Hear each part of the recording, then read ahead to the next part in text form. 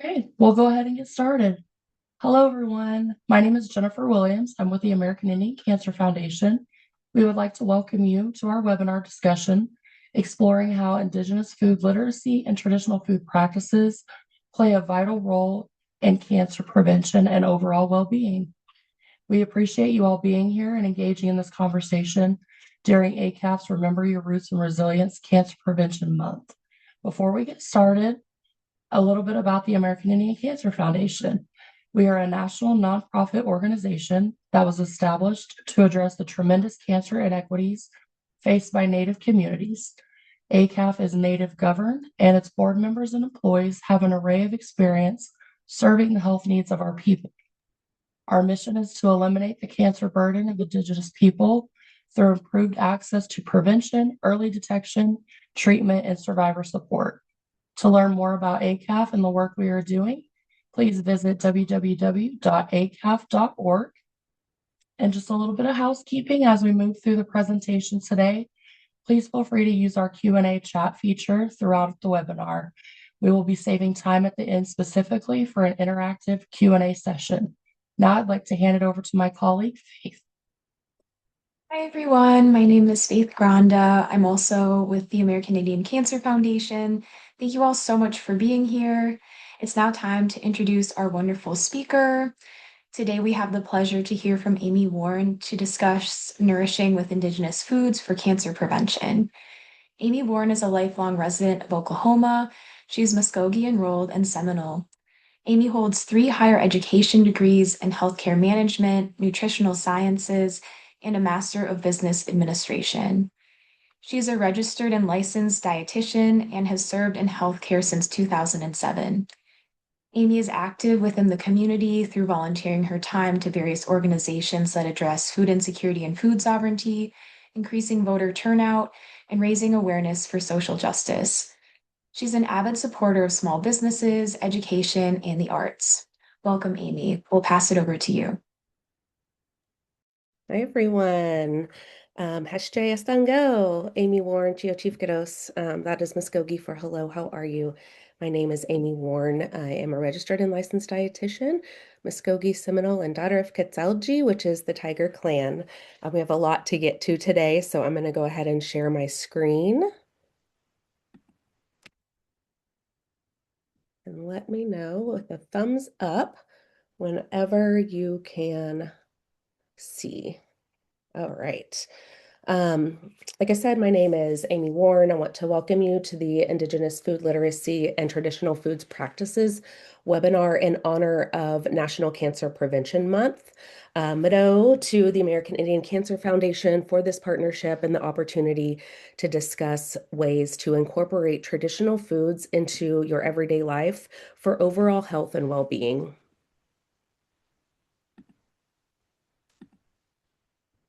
I'd like to welcome my fellow Indigenous community members, health advocates, allies, and anyone wanting to learn about food sovereignty and traditional foods.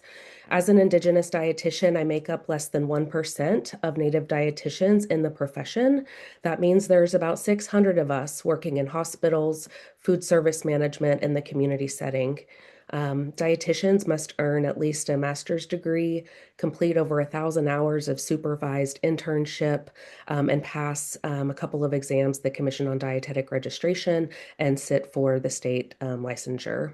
I'd like to make a special mention to the knowledge keepers and elders who I have learned from and whose wisdom helps guide this conversation. I'd also like to take a moment to honor our Mother Earth and plant relatives who have taught us what they need and in turn what we need to thrive. I also want to acknowledge the traditional lands on which we gather, learn, and organize today. All right. I wanted to put out the purpose of this presentation and some community guidelines. Everyone is here for a reason. Some may have extensive knowledge of traditional foods, while some may be very curious as to where to begin. So all levels are welcome here. The purpose is to reconnect with traditional food practices as preventative health wisdom. And our community guidelines, we want to be respectful for listening and sharing and honor diverse Indigenous nations and practices, and really create brave space for questions. We also want to recognize colonial impacts on food access. And so our agenda for today, we have 3 different segments.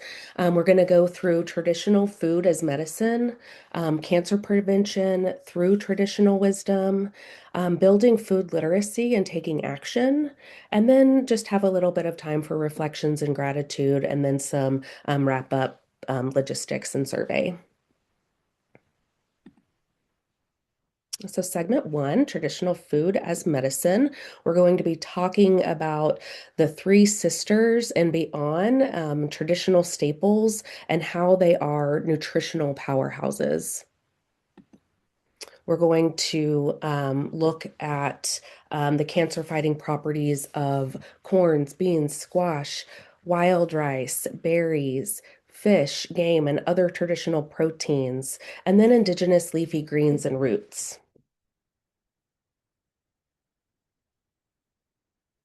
So our first are the 3 sisters, our corn, beans, and squash. Many have heard of the 3 sisters, but for those that might be new to this terminology, corn, beans, and squash are referred to as the 3 sisters.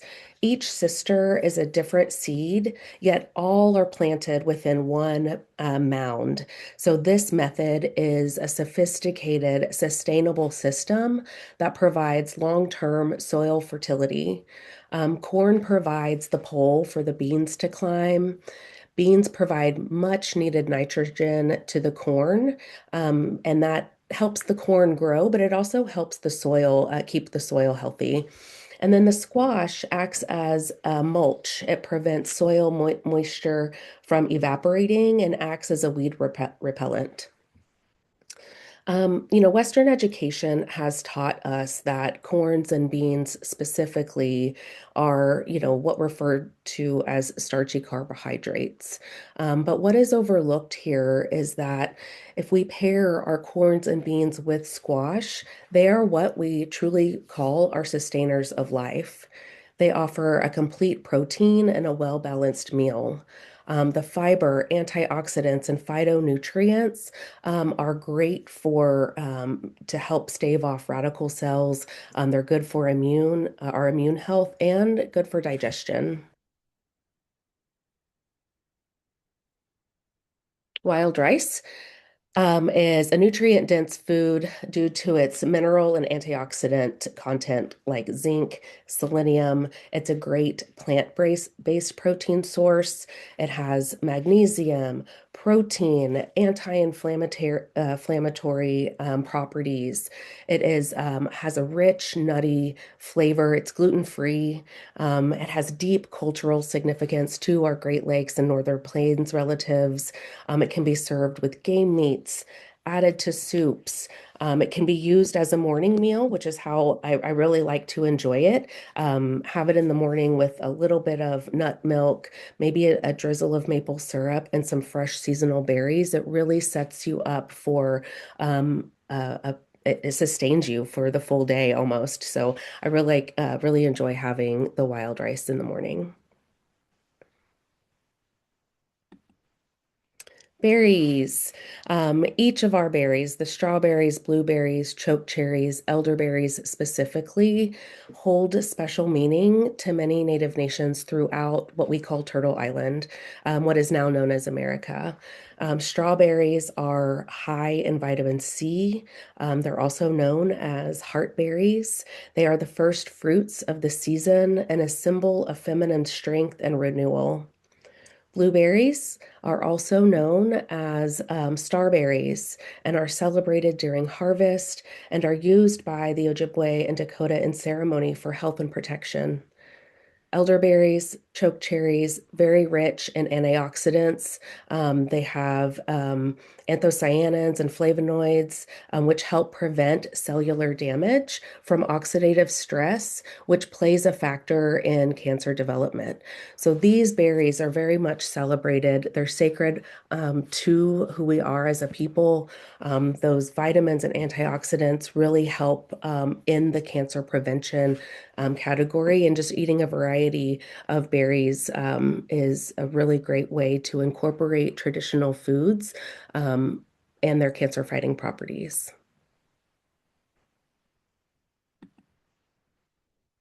Fish, game, and other proteins. Salmon, we know, has really great omega-3s, but bison too. It's leaner than beef. It is high in protein, iron, B12, and omega-3s. Bison contains omega-3 fatty acids, especially if it's grass-fed. It offers 3 to 4 times more anti-inflammatory omega-3s than conventional beef. It is a lean, nutrient-dense red meat that provides flavorful, and also has a low omega-6 to omega-3 ratio, which contributes to heart health and reduced inflammation.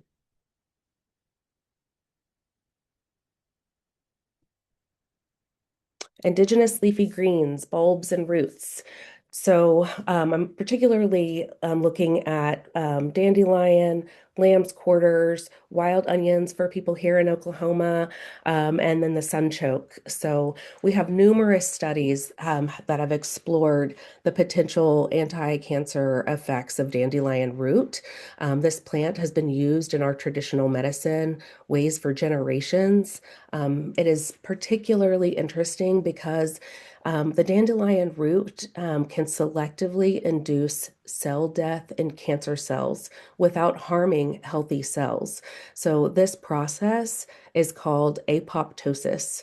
And so dandelions are also known to have 8 times the antioxidants than, say, spinach. So dandelion roots, dandelion greens are a really great way to incorporate into either salads. You can steam, saute the greens, and they're really just a fantastic addition to your diet. Lamb's quarters, packed with nutrients. They help fight cancer.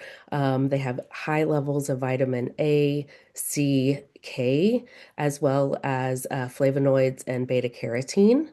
These compounds combat oxidative stress, which is linked to the development of chronic diseases like cancer. And then onions, they contain our flavonoids and sulfur-containing compounds that have been linked to reduce the risk of cancer.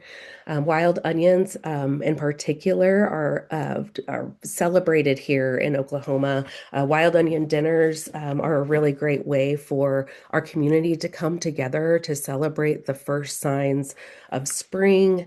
We've overwintered. We've eaten our foods throughout the winter, and this is really a great way to start cleansing our bodies with our spring onions. Sunchoke is high in inulin. It is a prebiotic fiber that supports gut health. It can be roasted like potatoes, sliced into salads, and really just used in a variety of ways. So, what does modern medicine or modern science confirm about traditional diets?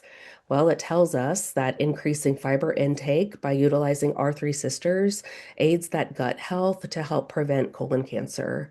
The antioxidants found in the berries and leafy greens neutralizes free radicals, which are unstable molecules that cause oxidative stress and can be damaging to our DNA. So eating these antioxidants for cellular health really reduces the risk of cancer initiation. And right now, there's a big push for eating real food with the MAHA movement and even with the food as medicine movement. But what we've known is that eating whole foods is something that we have always done. It's been with our people since before colonization. And unfortunately, Native peoples have been subjected to processed foods and attempts to control us through food by the US government. And so, how does food sovereignty and health equity intertwine? By reclaiming our foodways, we are ultimately reclaiming our health. We'll briefly touch on some of the strategies of how we have been controlled through food and why food sovereignty is critical to that reclamation of our health.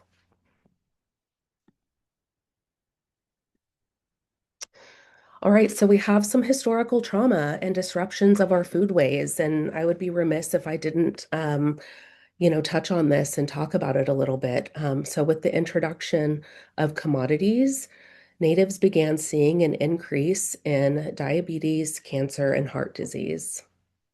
According to the National Institutes of Health, natives have the highest prevalence of diabetes and the highest diabetes mortality rates in the United States. Heart disease is the leading cause of death for natives. Um, we've also been subjected to these cataclysmic events in our population that have resulted in long-standing and intergenerational adverse outcomes. Natives that were forced to attend boarding schools saw a loss of family ties, community, and tradition. Many were malnourished, which resulted in subsequent poor health status. And more than that, our children were removed from our healthy traditional food systems and exposed to for the first time to institutionalized nutrition programs. Those programs included simple sugars, refined carbohydrates, and less access to the natural whole foods we deserve to enjoy. The US has also targeted our food systems through various strategies. These are just a few of them. They targeted our buffalo system, and they have, forcibly relocated us to where crops won't grow. There's the allotment, the Dawes Act, all of these different strategies that the US implemented because they were not able to fight us in battle. And so what happens was we entered into treaties with the US government, but over 200 of the treaties that we have contain elements of food. So this is a way for them to truly try to control us through food. This picture here is a ration ticket. It is what we were given in order to be able to receive food. And so just wanted to touch on a couple of the US strategies. Also, too, we have to be very mindful that food deserts exist on reservations and in Indigenous communities. 1 in 4 natives are food insecure and are twice as likely to be food insecure as white folks. Only 25.6% of natives on reservations live within a mile of a supermarket. That's compared to 58.8% of the US population. And we can see here in this photo that whole fresh foods cost more on reservation. We have our national prices here in this photo in the gray, and then on reservation prices for bread, 85% higher cost. Chicken is 71% higher, eggs 45% higher, apples 31% increased cost, tomatoes 11% higher. And this is from a couple of years ago. So I would like to see some new studies come out on what this looks like with food prices and food costs that we're seeing today.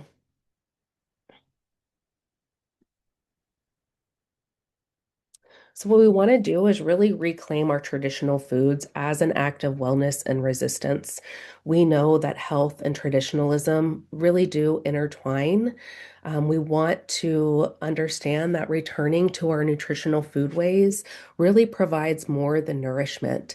It provides that connection to our ancestors, the stories that we hold, ecology and the natural world. We also need to understand that achieving this food justice, this reclamation, is a complex mix of social, political, religious, economic, and environmental concerns. And we want to be able to access local, culturally relevant foods because that is a right that we all deserve.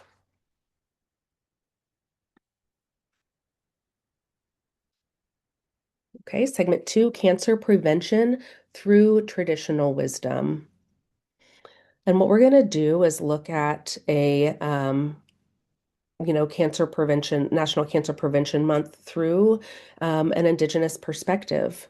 And what we know is that historical, archaeological, and anthropological evidence really does suggest that most Native nations, although not all, really have plant-forward diets. We're predominantly plant-based, often relying heavily on cultivated and foraged vegetables, fruits, nuts, and grains. That seasonal eating is a diverse plant-based and plant-based diets are effective strategies for cancer prevention by maximizing intake of various phytonutrients and antioxidants. And that eating seasonally can help ensure high nutrient intake year round. Mindful eating, that centers on viewing food as a sacred relationship. It connects us to the land, to our ancestors, and to spirit rather than just eating food for sustenance. Um, Practices can also include offering tobacco when harvesting, honoring the plant and animals' sacrifice in nourishing and sometimes clothing and protecting us, and sharing communal meals to foster that community and health. We also want to understand that movement is a part of food gathering, and that helps increase in any kind of physical activity. And so a lot of times people will think about, well, I don't have access to fresh foods. What can I do? But we also would love for you to understand that frozen and canned plant-based food options are as nourishing as whole foods. So, um, you know, you might not be able to grow your own beans today, but you can get a can of beans in place of, maybe replace one meal per week with a plant-based meal versus something that contains protein in it. And then specific connections, reducing processed foods, sugar, and alcohol. That will be that's a great goal to try and work towards, and then maintaining healthy weight through traditional activities like stomp dance, powwow, stickball, and working toward a tobacco-free living.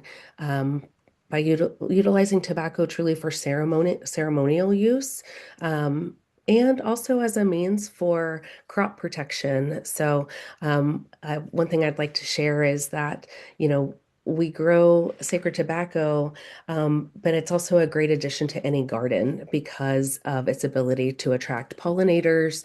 It can deter pests, and produce a hearty supply of really beautiful yellow flowers. The native tobacco can also be planted next to your tomato plants because it can host the hornworm. So hornworms generally like to eat up all your tomato plants. But with this, what we know as companion planting today, it's something that we have always done, is that the tobacco plant planted next to a tomato, the hornworm actually prefers the tobacco plant. And so the tomato plants are left hornworm free. So this is a really great way to protect your tomato plants if you're growing in a garden with a traditional ceremonial tobacco. And then, community and mental health as cancer prevention. Anytime people can get together and laugh and talk and gather in community, it's a really great way to foster health, restore cultural identity, and strengthen social bonds, which really can reduce chronic stress and promote wellness.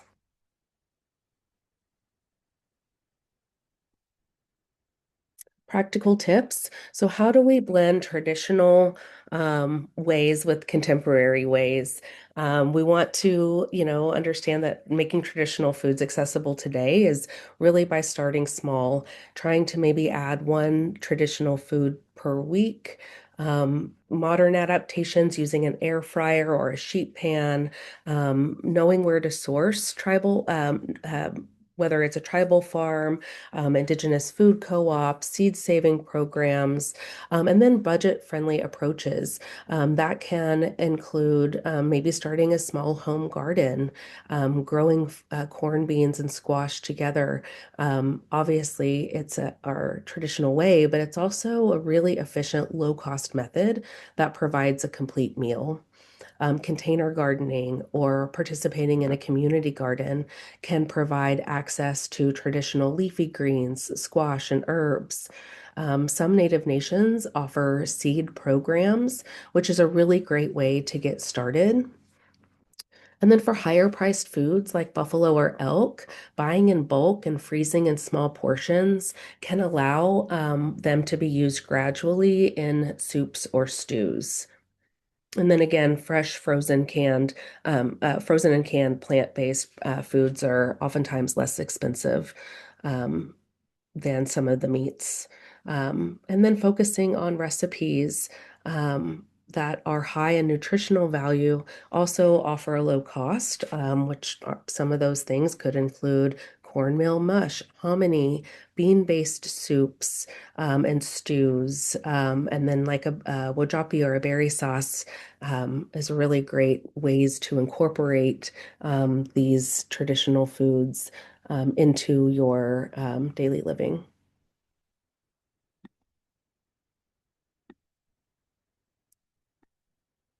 All right, time for a poll.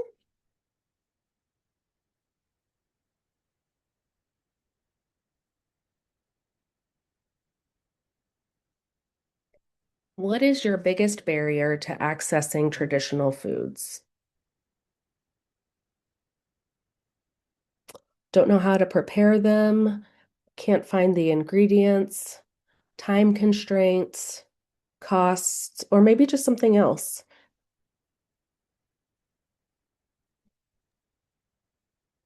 Right now, Amy, it looks like can't find the ingredients is the most popular answer, Okay. and time constraints.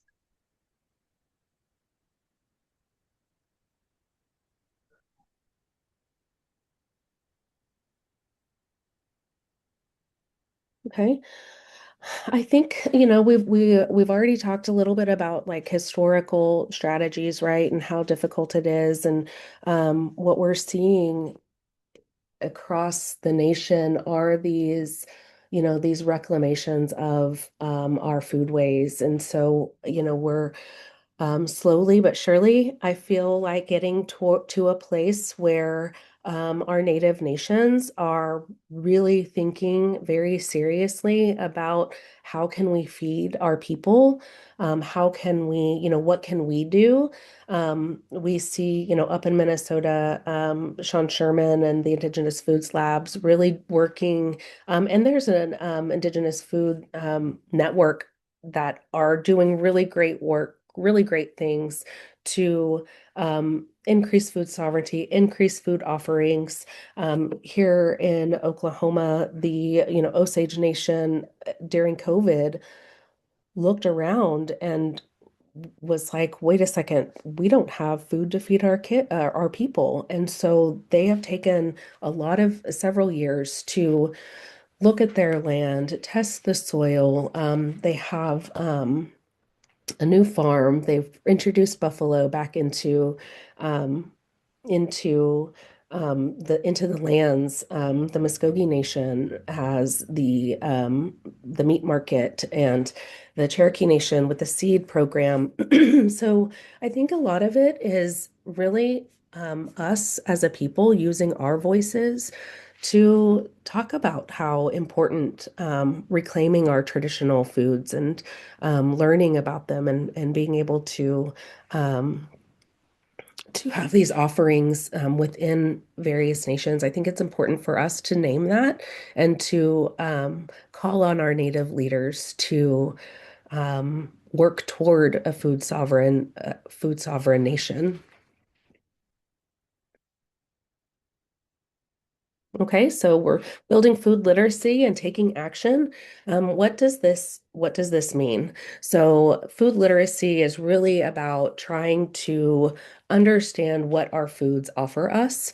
And we have gone through several slides that talk about our, our buffalo and how they're, there's B12 components, leaner protein, good omegas, our leafy greens and the berries and the antioxidants and all of these things. So really just learning about what is in the food that we eat and how is that nourishing our bodies. I think that's a really good first step in awareness of how we can eat throughout the year seasonally as we're able to, and then being able to take action on some of these things.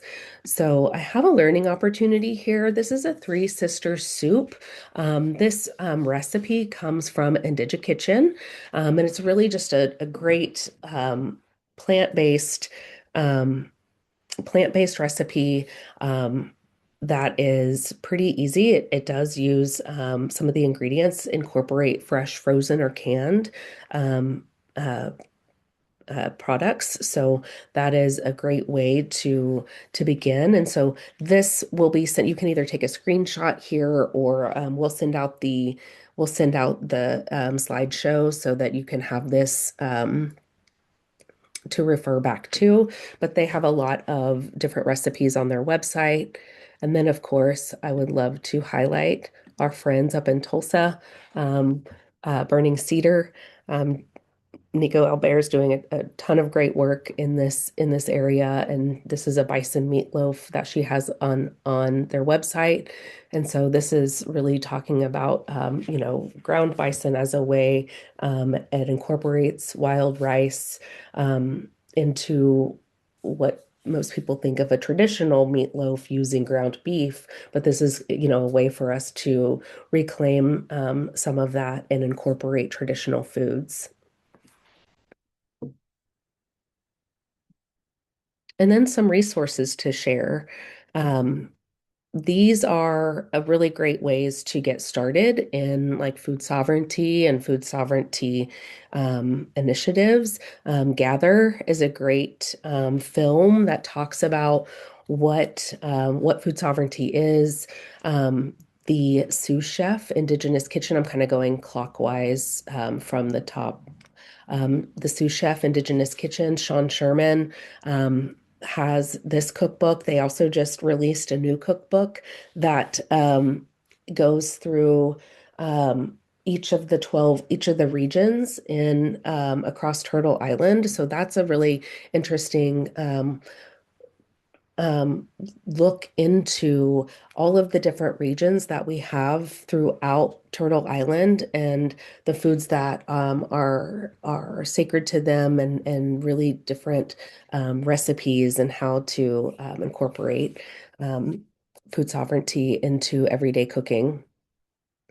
And then this book, Indigenous Food Sovereignty in the United States, Restoring Cultural Knowledge, Protecting Environments, and Regaining Health. This is a really great resource for anyone that is seasoned in this work, or really just wanting to learn more. And then Harvest Land. I was just speaking about the Osage Nation. Harvest Land is their farm that they have. It's year round. They have greenhouses. There's aquaponics.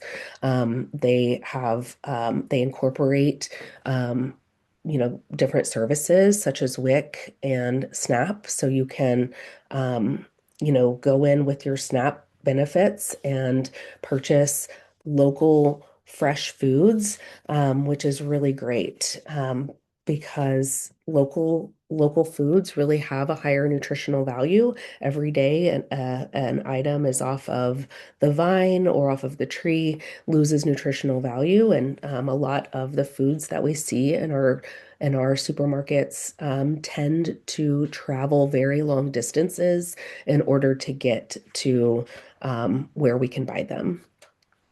And then the Indigenous Food Lab, they have a lot going on there. They have recipes, different items you can purchase online. So if you're looking for wild rice or culinary ash or different food items, traditional food items, this is a really great resource. And then Bitty Baby Foods, they're out of New Mexico. Really appreciate what they're doing. They have, I think, recently expanded their farm, and they're focusing on the babies, right? The next generation, offering indigenous organic baby foods. And so some of the work that I do includes increasing vegetable consumption in the 0 to 5 space. And so this is, I really appreciate what they're doing because less than 10% of kids aged 0 to 5 get the recommended vegetable intake. And a lot of parents, get frustrated with, well, they don't like it, all of these things. And so, it takes 10 to 14 attempts for a baby to accept a new taste, a new flavor, a new the palate development is really critical in this time because it actually provides long-term food acceptance. So really working with our babies to and then the texture is also kind of a thing for our babies, right? They readily accept sweets and sweet fruits, bananas, apples, things like that, because of our palate. But then the vegetables are a little harder to accept because the on the sides here, our taste buds is what needs to be developed. And so again, just appreciating what Bitty Baby's doing over there. And then I've already mentioned the Looped Square Meat Company out of the Muskogee Nation. They also accept SNAP. Many or some of the Native nations, if they're growing food or offering food, do accept either SNAP benefits or have a WIC program associated with it. So really would encourage you to look into that. All right, other resources to share.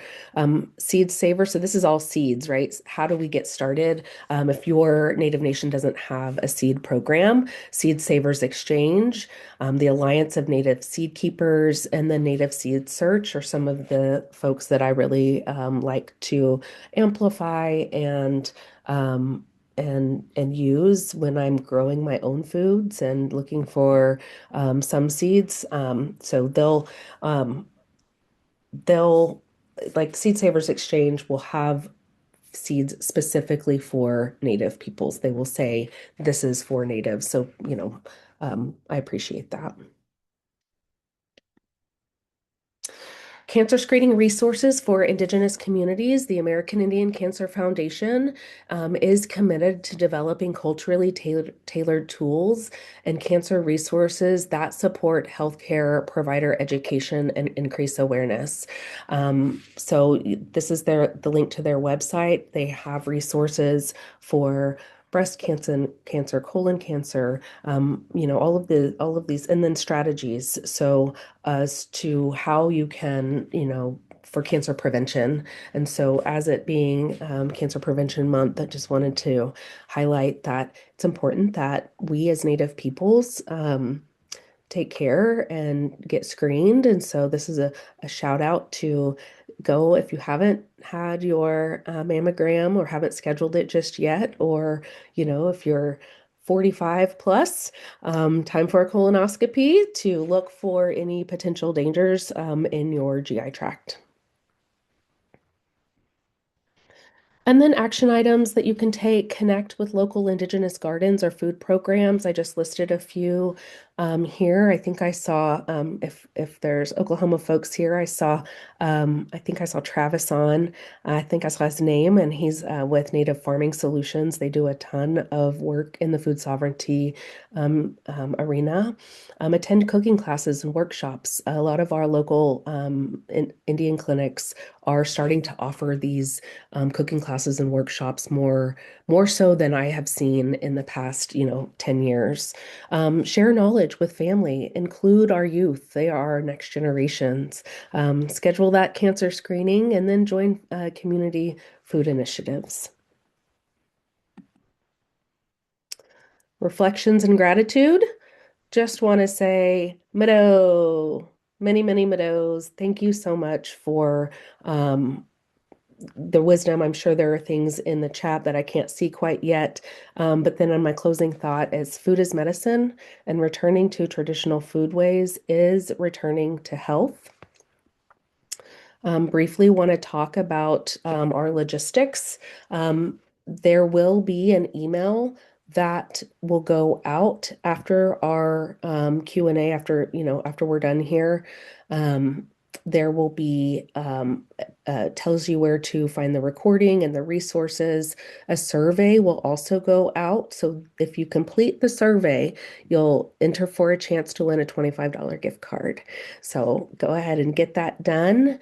And then again, just Meadow to ACAF for having me. Here's where you can find me on LinkedIn, on Instagram, and then Blue Sky.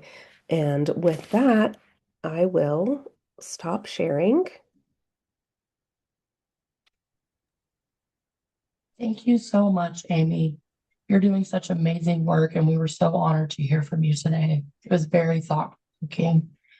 We're now going to shift over to our Q&A session. And if you have questions for Amy, go ahead and enter them into the Q&A session.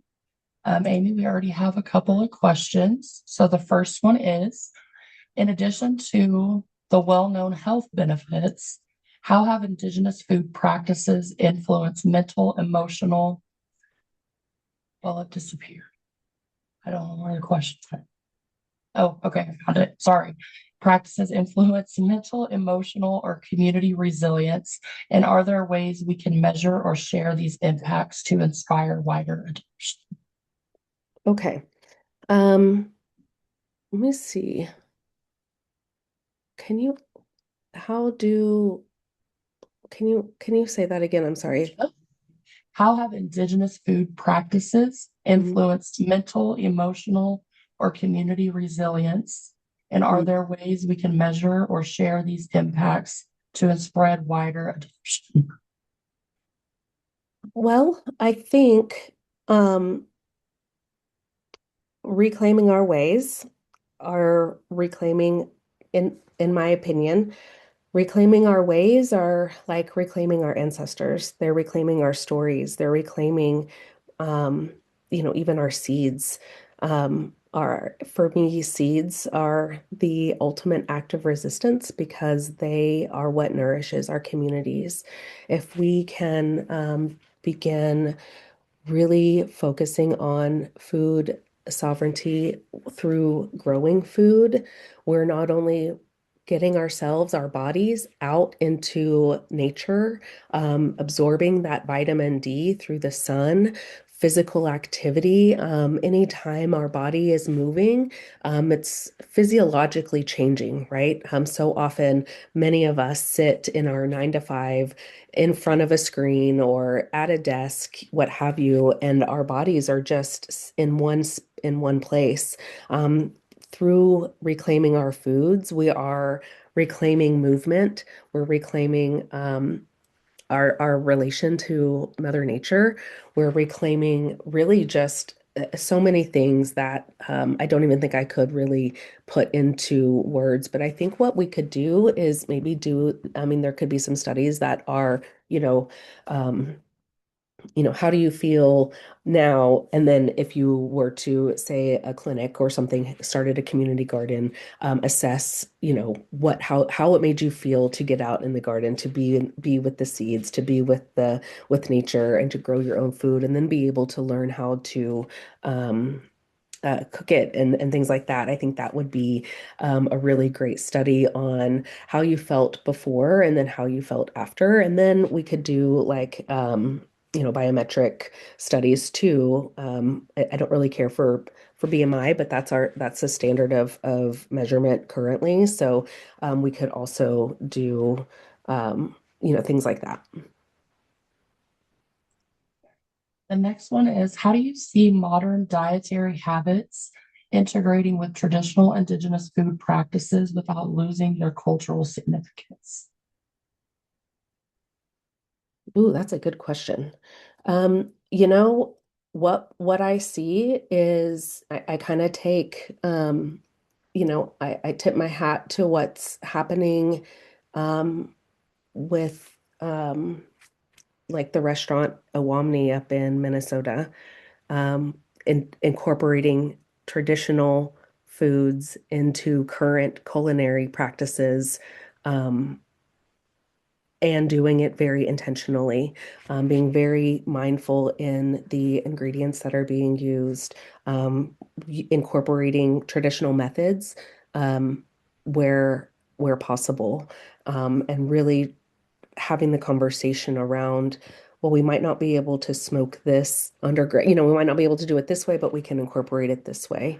And so that's what I think about that. The next one is what recommendations do you have for non-native allies working in Indian country? Just generally, that's a broad I guess just question. general. Yeah, Okay. broad question. Um, Non-native allies working in Indian country, I think it is important to build relationships. All too often, we have very well-meaning folks want to come in and help us. Um, but a lot of times, the relational component is missing. Um, and that can take time. It can take years. Show up, talk to the elders, get to know the community, understand the real needs, and then show up in the way that they want, because everybody, there's so many 574, 575 now, federally recognized Native nations. Each nation is their own political entity, has their own traditions and ceremonies and languages and practices. And so it's really um, being able to learn, to be a student, to show up in that way, give them a good handshake, say thank you, please, all of the things. Let your elders eat first. There's just so many different things that you can do that will show that you're really trying to learn. And then eventually, I think that there is always this opportunity in this door that will open whenever they think you're ready. Love that. The next question is, do you have any resources or readings that dive deeper into Indigenous nutrition and reflect traditional values surrounding health? Um, yes. I think Danae actually just answered it. Reading and hi Danae, it's good to see you. Thank you so much for being here. She's an Indigenous dietitian doing really great work as well. So just appreciate them for being here. Community engaged development of strength-based nutrition measures, the Indigenous nourishment scales. So I am going to actually copy this for myself too. Um, but that's a great resource.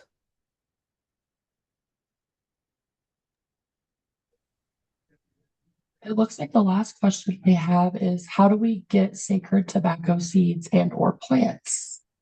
So I received my sacred tobacco seeds, actually, the Cherokee Nation. So we did a seed swap.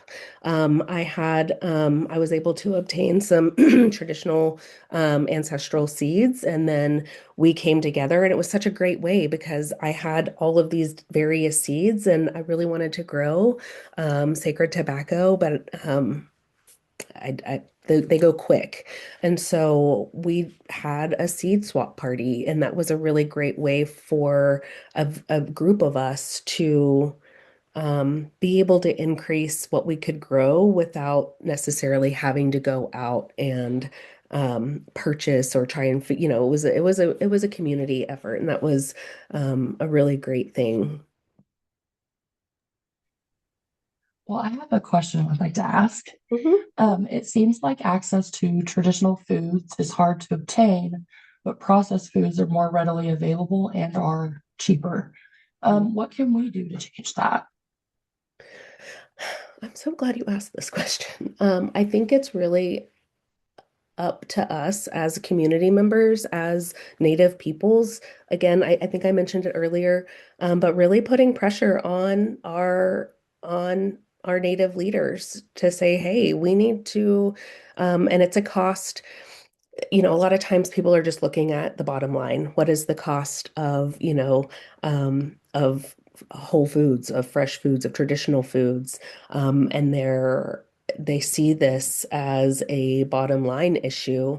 But what I would encourage people to think about, and what I, in my own communications with Native leaders, talk about, we're either paying for all of these things up front or on the back end. So if we are not investing in nourishing whole traditional foods up front, we're paying for it on the back end with increased hospitalization costs, increased, our disease states, increased, with our diabetic population, potential for amputations. That costs a lot of money. And wouldn't we rather spend that money on the front end, nourishing our communities and being able to provide these whole foods that help stave off some of these disease states than, trying to provide education on, an amputation. So it's really just kind of a mind shift, and I think it'll take time, but it's a really important message for us to be able to try and have these conversations. We deserve it. Our food system has been disrupted through colonization, and like whole food is a human right, and we deserve to have that access. I love that. So here's just kind of a basic question, but for those who may not know, what is considered a traditional food? Oh, goodness. What is considered a traditional food? That is also a really great question. And I think there are a couple of different schools of thought here. Okay, so a lot of people will be like, well, a traditional food is what my grandma made, right? And that is true. And also, there are other folks that are saying a traditional food is what we lived on before colonization. And what I want to, my perspective is, yes, a traditional food is what I'm a Muskogee. We farmed, we were farmers. We did all of the things. So getting my hands in the dirt feels so good. I also want to be very mindful um, of the US government's attempts to control us through food, and how we as Native people used these foreign ingredients and created foods out of comfort and necessity. And so it's really important that we honor traditional foods out of comfort and necessity, and honor traditional foods that we have always known since before colonization. And so I hear a lot of people, well, fried bread's a traditional food. Well, fried bread isn't good for you. Well, but it was also a comfort food. So how can we incorporate this this item that was born out of survival and add in a couple of other foods that might have a little more nutritional value. It's so that's an interesting, I've had a lot of conversations with a lot of folks about what's a traditional food, and that's my take. I just want to be really mindful of the fact that, you know, we didn't get here on our own. There was a lot of systemic and a lot of strategic attempts to make us sick and make us less healthy than we had been since before colonization. The next question that we have says, I understand that foods are important, but what about the importance of hydration when navigating a cancer diagnosis? Are there native foods that help with proper hydration? Ooh, that's a really great question. We have a lot of herbal, like our herbal teas juniper tea, just all of the different ways, water, of course, which could be also kind of difficult to for people maybe undergoing chemotherapy to even tolerate. And so I appreciate the hydration and it's really looking at, what are the different herbs that we can use, like juniper berry, even chamomile, different herbs that can provide elderberry tea, things like that that would help with maybe some flavor component, but also provide that hydration, but then adds in a layer for antioxidants.